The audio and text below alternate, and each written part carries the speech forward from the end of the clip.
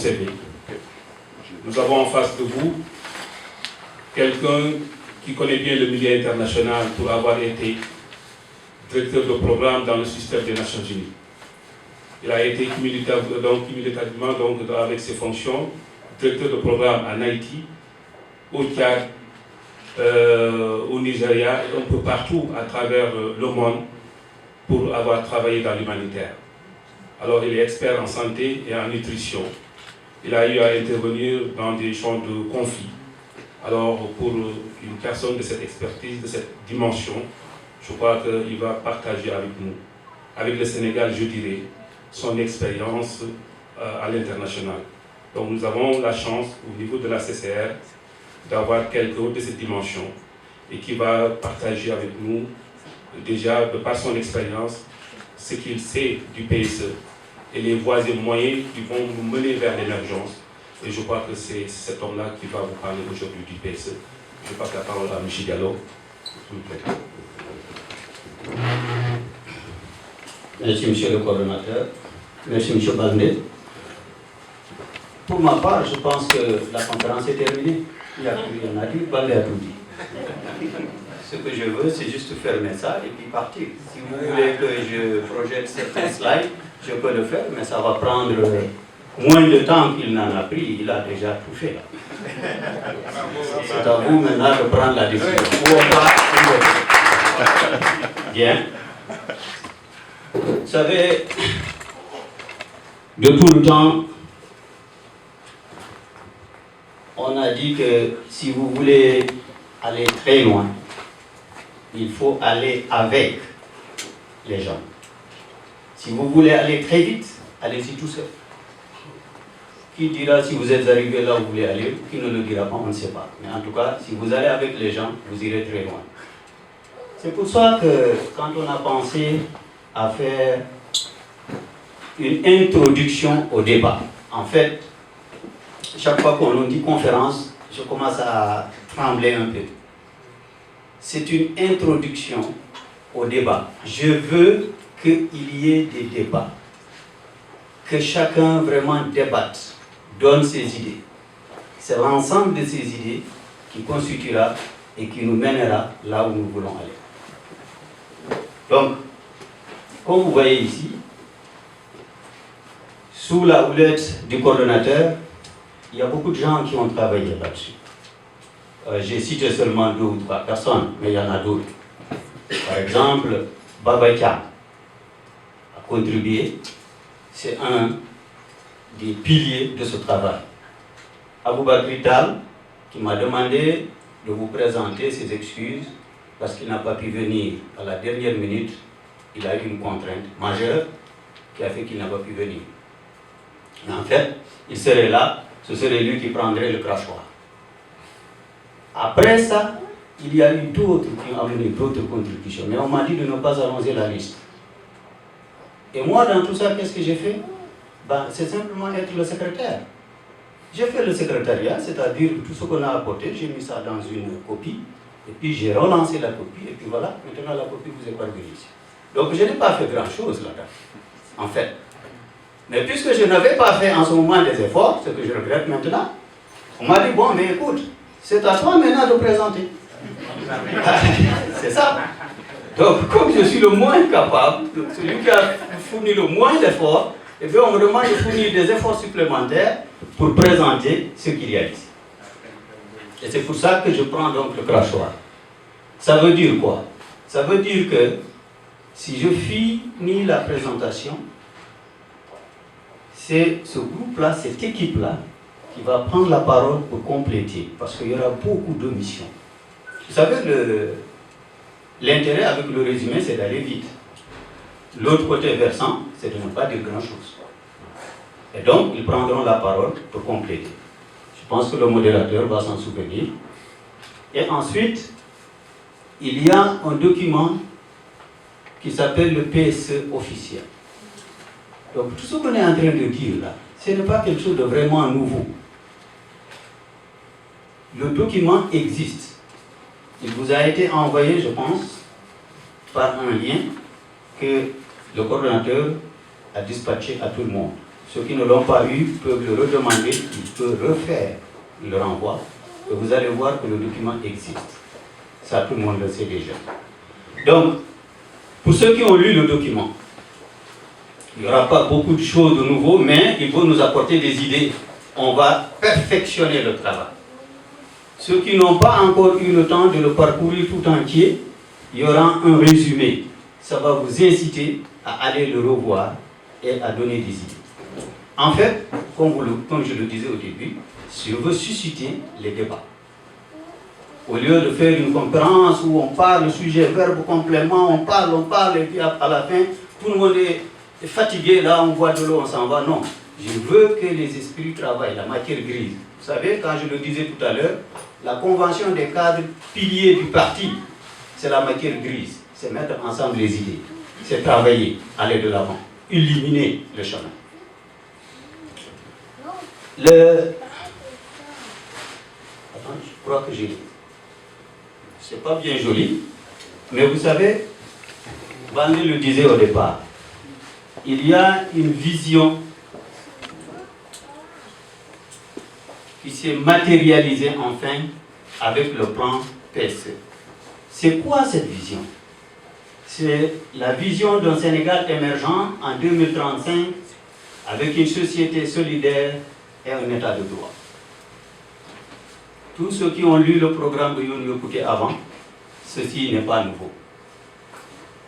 Mais il faut le matérialiser, il faut le mettre en acte, budgétiser. Le plan Sénégal émergent PSE vient combler cette lacune-là. Eh bien, c'est quoi ce plan-là? D'abord, quand on parle de PSE, on peut se poser un certain nombre de questions, parmi lesquelles, c'est quoi le plan? Je ne vais pas rentrer dans les détails, Bandé a déjà tout dit. Ce que je vais faire, c'est un tableau synoptique, pour au moins montrer que il y a de là où on part, en termes de conception, et de là où on arrive. C'est ça le vrai plan. Pourquoi le plan? Eh bien, c'est pour s'attaquer à un certain nombre de tours de force. D'autres appellent ça les défis, d'autres les appellent les challenges. Vous les appelez ce que vous voulez. Moi, je les appellerai les réalisables qui, si il était acquis, ce serait vraiment un exploit. Quels seraient ces exploits? La deuxième ou troisième question, c'est si on veut faire un exploit, un tour de force. Avons-nous des acquis? Sur quoi on va mettre le pied? Il faut avoir des acquis et des opportunités. On va les lister. L'analyse vous appartiendra. Et une fois qu'on a ces opportunités et ces atouts, il ne faut pas oublier que toute œuvre humaine est confrontée à des entraves, ce qui va empêcher que l'on réalise ce qu'on s'est fixé de réaliser. Alors nous verrons un certain nombre d'entraves, vous les connaissez déjà, et vous allez les analyser. Contradictoires. Enfin, je vais terminer par un certain nombre d'actions. De tout cela, si on avait tout fait, tout dit, écrit, mais qu'on n'a rien fait, il n'y a rien sur le terrain, eh bien il n'y a rien qu'il faut mesurer. Donc il n'y en a rien qui a été fait, et donc il n'y a pas d'avancement. Tout cela était vivant seulement. Eh bien voilà, on va donc parler des actions. Et à la fin de tout cela, je remettrai la parole à l'équipe. Elle va compléter, vous allez discuter, et à la fin peut-être que quelque chose jaillira de ces discussions. Alors, le PSE, c'est quoi? Ben, je ne suis pas aussi complet que Baldé. J'ai voulu ramasser les idées pour que ce soit un tableau synoptique. Ça veut dire un résumé, même si elle n'est pas complet, il va vous donner une idée sur là où on va, qu'est-ce que l'on veut réaliser. Par exemple, la vision, comme il l'a dit, c'est une vision de croissance. L'émergence du Sénégal, c'est d'abord la croissance. Pour tout le monde cette fois-ci, en 2035, il va falloir qu'on ait quitté le point A pour arriver au point B. Ce point B là, c'est au moins 7 à 8% de croissance du PIB, c'est-à-dire une fois et demi de progression du PIB par habitant. Je crois que pour ceux qui pensent qu'il fallait mettre 45%, 55%, etc., l'analyse leur a échappé. Parce que la nature d'aujourd'hui veut que quelqu'un fasse quelque chose de réaliste. Vous savez, quand vous faites des objectifs, je ne vais pas me répéter, je sais qu'ici il y a des professeurs de management, mais une des choses qu'on vous demande, c'est de faire des objectifs non seulement mesurables, mais qui sont réalisables. Si vous faites un objectif qui n'est pas réalisable, alors vous voyez de vous-même. 7 à 8% de croissance, multiplié le PIB par habitant par une fois et demie, je crois que c'est un objectif qui est assez ambitieux, un objectif qu'on peut atteindre, qui est réalisable, qui est réaliste aussi. Vous savez, le caractéristique du gouvernement de Macky Sall, c'est qu'il veut qu'on soit réaliste et qu'on réalise ce qu'on doit faire. C'est important. Alors, on a ciblé 6 secteurs productifs, il les a déjà nommés. Je ne vais pas rentrer là-dedans parce que ça se trouve dans le document et je n'ai pas voulu copier le document, venir faire une lecture qui va fatiguer tout le monde. Retenez qu'il y a 6 secteurs productifs prioritaires. 25 projets phares moteurs d'activité et d'emploi ont été identifiés dans le PCE. 15 réformes phares qui sont des réformes catalysantes. Un dispositif d'exécution exceptionnel avec au-delà de 150 cadres de haut niveau qui sont mobilisés. Vous faites partie de ces cadres-là. Si vous n'êtes pas là-bas, à la fin de cette conférence, il faut que vous soyez là. Qu'est-ce que ça va donner tout ça? Eh bien, ça va donner plus de 50% de croissance du PIB actuel. De 5%, etc. Eh bien, on va faire 50 fois plus que cela.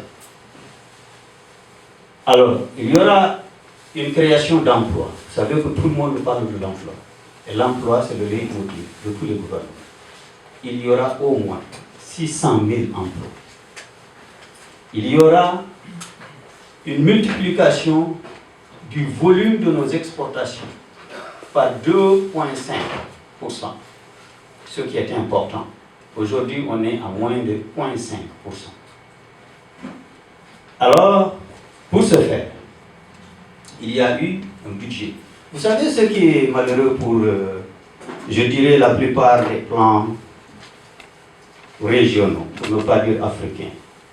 Je suis bien placé parce que tout à l'heure, on vous a dit que sur le plan international où j'ai évolué pendant 14 ans, 15 ans, en travaillant avec l'Organisation mondiale de la santé et les Nations unies, j'ai eu le temps de lire et d'assister à la préparation des plans régionaux, notamment des commissions économiques, par exemple la CEDEAO.